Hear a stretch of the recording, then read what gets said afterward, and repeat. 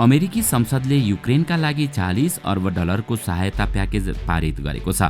यसअघि पनि अमेरिकाले युक्रेनलाई 13 अर्ब डलर दिइसकेको छ। यता युरोपेली साझेदारहरूले पनि युक्रेन युद्धमा आर्थिक सहयोग बढाइरहेका छन्। अमेरिका र पश्चिमीहरूको यस्तो गतिविधिले युद्धको दिशा बदलिने छैन, बरु रुस युक्रेन युद्ध झन लामो समयको लागि धकेलिनेछ। हुन त पश्चिमाहरू रुसमाथिको आर्थिक प्रतिबन्ध थप कसिलो बनाउन रुसको सैन्य र आर्थिक क्षमतालाई धराशायी बनाउन सकिन्छ कि भनेर आशा गरिरहेका छन्, तर अहिले यसको विपरीत परिणाम आइरहेको छ। दर्शकवृन्द, आउनुहोस् आजको यस श्रृङ्खलामा हामी रुस युक्रेन युद्ध 3 महिना पुगिसक्दा अझै रोकिएको छैन। के रुसले निपर नदीभन्दा पूर्वतर्फको सम्पूर्ण भूभाग आफ्नो नियन्त्रणमा लिन खोजेको हो? आज हामी यसैको बारेमा विशेष चर्चा गर्नेछौँ। रुसले युक्रेन विरुद्ध विशेष सैन्य कारबाही चलाएको 3 महिना पूरा भएको छ। युक्रेनको निशस्त्रीकरण, असैनिकरण तथा नाजी विहीनीकरणको लक्ष्य लिएर युद्धमा होमिएको रुस सफलता प्राप्तिमा अघि बढिरहेको छ। सैन्य कारबाहीको गति निकै सुस्त देखिए पनि यस अवधिमा युक्रेनको लगभग 20% भागमा रुसको नियन्त्रण कायम हुनु चान्चुने कुरा होइन। अहिले पनि डोनबास क्षेत्रमा भयङ्कर लडाईँ चलिरहेको छ। यस बीचमा रुसी भूमिबाट क्राइमिया प्रायद्वीपसम्म पुग्ने स्थल मार्ग बनाउन रुस सफल भइसकेको छ।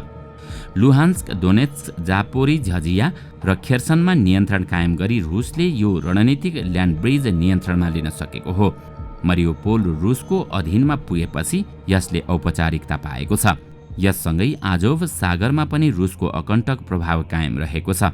युक्रेनले आफ्ना वस्तुहरू निर्यातका लागि आजोभ सागरमा पहुँच पाउन रुसको अनुमति लिनुपर्ने स्थिति आएको छ।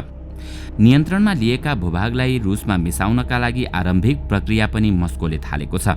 जापोरिझिया र खेर्सनमा रुसी मुद्रा रुबल तथा युक्रेनी मुद्रा रिब्निया दुवै चल्न थालेका छन् अनि ती क्षेत्रका मानिसलाई रुसी नागरिकता तथा पासपोर्ट लिनका लागि प्रक्रिया सहज बनाउन रुसका राष्ट्रपति भ्लादिमिर पुटिनले निर्देशन समेत जारी गरेका छन्। यस 3 महिनामा पश्चिमी सञ्चार माध्यमहरूले युक्रेनमा रुस पराजित भइसकेको, उसको कारबाहीमा विश्राम भएको, उसका सैनिकहरू हतोत्साहित भएको लगायतका अनेकौं भ्रमहरू फैलाएका थिए। तर अहिले आएर वास्तविकतालाई बेमनले भए पनि उनीहरूले स्वीकार गर्न थालेको देखिन्छ। अमेरिकाको एनबीसी न्यूजले प्रकाशित गरेको सामग्रीमा उल्लेख भए अनुसार रुसले पूर्वी युक्रेनमा पासो कसिरहेको छ। रुसी सैनिकहरूले भीषण आक्रमण गर्दै लुहान्स्क प्रान्तका सेभेरोडोनेक्स र लिसेचान्स्क शहरलाई घेराबन्दी गर्न थालेका छन्। युक्रेनी अधिकारीहरूले आफ्ना सैनिक तथा हतियार प्रतिकारका लागि अपर्याप्त रहेको स्वीकार गरिसकेका छन्। यस्तो अवस्थामा रुस द्वन्द्वको परिणाम निर्धारण गर्ने निर्णायक अवस्थामा पुगिसकेको देखिन्छ। त्यस्तै दोनेत्स्क क्षेत्रको उत्तरी भागमा रहेको लिमान शहर पनि रुसी सैनिकहरूको नियन्त्रणमा पुगिसकेको युक्रेनका राष्ट्रपति भोलोदिमिर जेलेन्स्कीका सल्लाहकार अलेक्सी आरेस्टोभिचले स्वीकार गरेका छन्। युक्रेनी फौजहरू उक्त शहरबाट पश्चिम तथा दक्षिण पश्चिमतर्फ भागेको रुसी पत्रकार अलेक्जेन्डर कोट्सले बताएका छन्।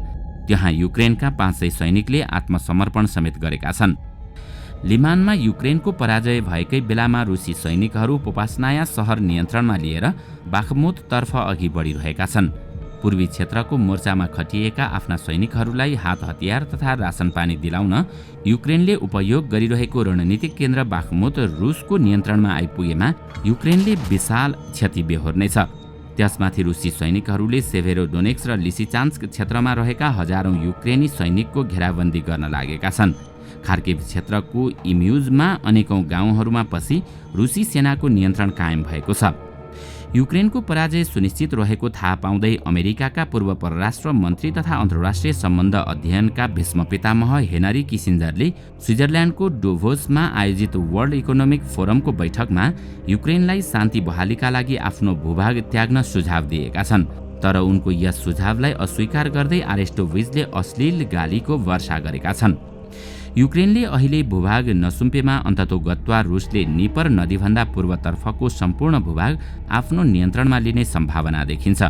युक्रेनको कृषि योग्य तथा औद्योगिक क्षेत्र पूर्व र दक्षिणतर्फ छ। त्यसमाथि रुसले क्रमशः नियन्त्रण कायम गर्दै गएको छ।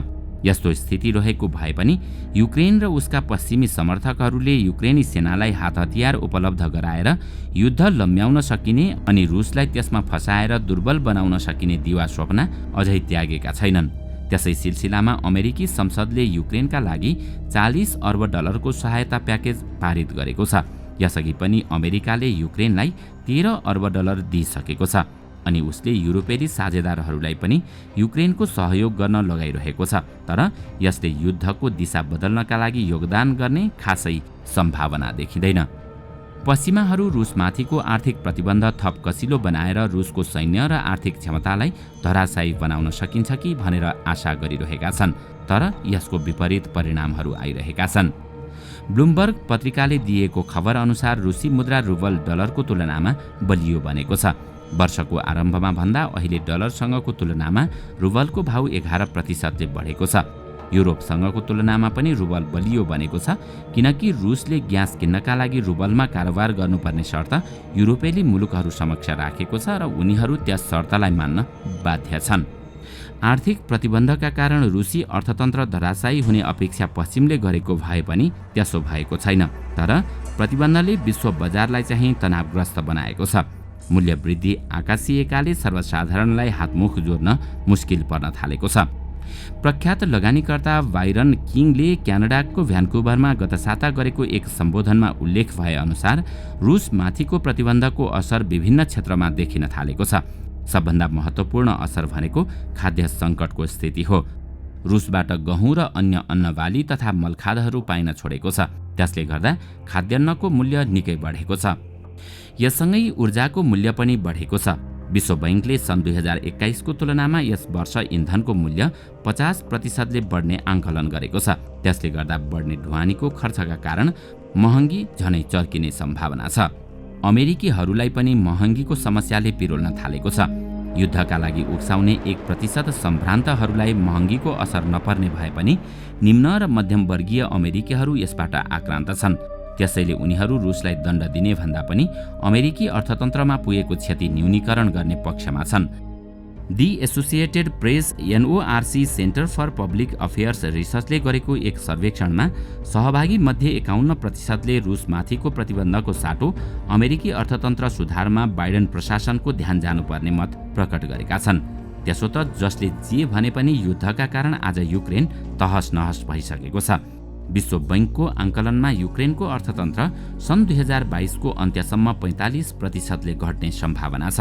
त्यस्तै युक्रेनको केन्द्रीय बैंकको आंकडा हेर्दा युद्ध सुरु भए यता युक्रेनले 7.4 अर्ब रिभनियाको क्षति बेहोरिसकेको छ। युद्धका कारण कारोबार हुन नसक्दा वित्तीय प्रणाली धरापमा परेको छ। अर्थतन्त्र धराशायी भएसँगै युक्रेनीहरूको उत्साह पनि मर्दै गएको छ। विशेष गरी मरियोपोलमा रहेको आजोभस्तालमा युक्रेनी सैनिकहरूले आत्मसमर्पण गरेपछि अन्य क्षेत्रमा खटिएका सैनिक हतोत्साही भएका छन्। युक्रेनी सैनिकहरूले आफूलाई उच्च कमान्डले बलिको बोको बनाएको भनी गुनासो गरेका भिडियोहरू धमाधम सार्वजनिक हुन थालेका छन्। 13औं मोटराइज इन्फ्यान्ट्री रेजिमेन्टले युक्रेनी सेना प्रमुखलाई सुरक्षित स्थानमा लगेर उपकरण, हतियार र थप सैनिक दिन अपिल गरेका छन्। त्यसो नगर्दा आफूहरूलाई दिइएको काम पूरा गर्न असमर्थ रहेको उनीहरूले बताएका छन्। कतिपय सैनिकहरूले युद्ध लड्न नमानेर मोर्चा त्यागेको घोषणा समेत गरिरहेका छन्। त्यसरी मोर्चा त्यागेकाहरूलाई कमान्डरहरूले हात बाँधेर टाउकोमा गोली हानी मारेका विभत्स तस्बिर र भिडियोहरू समेत सार्वजनिक भएका छन्। यसरी 3 महिनामा युक्रेनले व्यापक धनजन र भूभागको क्षति बेहोर्नु परेको देखिन्छ। रुसले पनि आफ्ना शीर्ष सैन्य अधिकृतहरूका साथै उल्लेख्य मात्रामा सैनिकहरू गुमाउनु परेको छ। तर उसँग लामै समयसम्म युद्ध गर्न सक्ने क्षमता छ र आफ्नो अभिष्ट प्राप्ति नहुन्जेल ऊ लडिरहने देखिन्छ। यस्तो अवस्थामा युद्ध अन्त्य गर्नका लागि कूटनीतिक पहल आवश्यक छ। तर यो युद्ध रुसले जितेको जस्तो सन्देश जाने गरी हुने कुनै पनि कूटनीतिक पहललाई अमेरिकाले विरोध गर्ने देखिन्छ। रुसले युद्ध जितेमा अमेरिकाको एक ध्रुवीय प्रभुत्व विधिवत रूपमा अन्त्येष्टि भएको ठहर छ र संसारमा अमेरिकाप्रतिको बचे खुचिएको सम्मान पनि रहँदैन। त्यसैले अन्तिम समयसम्म युक्रेनी सैनिक नथाकुन्जेल अथवा नमरुन्जेल अमेरिका यस युद्धलाई लम्ब्याइरहन चाहन्छ। त्यसको दुष्परिणाम युक्रेन र बाँकी विश्वले भोग्नु परिरहेको छ, अझै भोग्नु पर्नेछ। दर्शकवृन्द, आजको श्रृङ्खला तपाईलाई कस्तो लाग्यो हामीलाई कमेन्टमा अवश्य बताउनुहोला। साथै आजको श्रृङ्खला तपाईलाई राम्रो लाग्यो भने लाइक तथा सेयर गरी हाम्रो च्यानललाई सब्स्क्राइब गर्न नभुल्नुहोला र साथमा रहेको बेल आइकन पनि थिच्नुहोस् ताकि हामीले अपलोड गर्ने नयाँ भिडियोको जानकारी सबैभन्दा पहिला तपाईलाई प्राप्त होस्। आजका लागि यति नै। अर्को भिडियोमा अझै रोचक तथ्य लिएर आउने नै छौँ। तबसम्मका लागि बिदा दिनुहोस्। नमस्कार।